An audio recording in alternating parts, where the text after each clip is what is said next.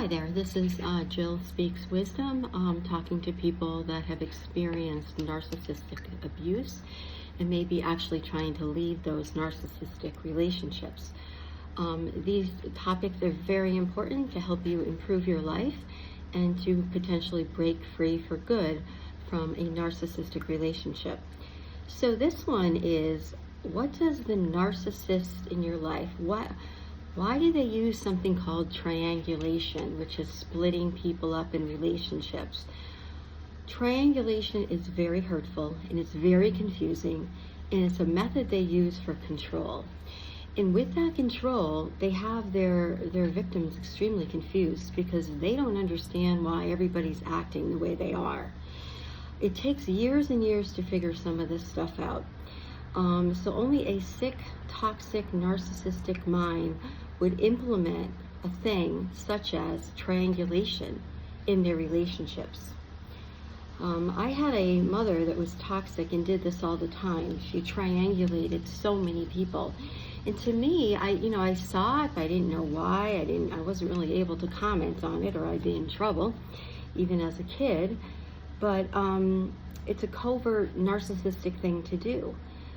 She triangulated my brother and I. She triangulated my dad against his brother his entire life. She triangulated her two supposed best friends against each other. So what this does is it keeps her owning the narrative, being in control, and breaking up those two people so they won't talk, maybe about her. So she gets those people where they don't talk to each other. It's just unbelievable. I don't know if they have to put a lot of time into it or if it just comes easy for them, but it's really freaking messed up. So a lot of people will triangulate if they're a narcissist. And triangulation, I believe I've seen kind of my whole life, not just in my family of origin. I believe it was in my high school group of friends. There was one girl that got all the attention.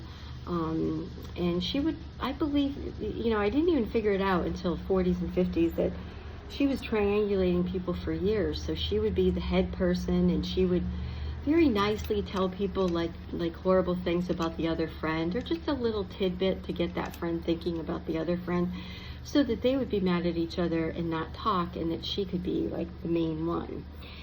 So triangulation is very, very bad. It's very upsetting.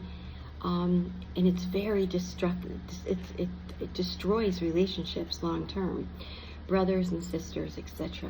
This is Jill Speaks Wisdom, and I'll talk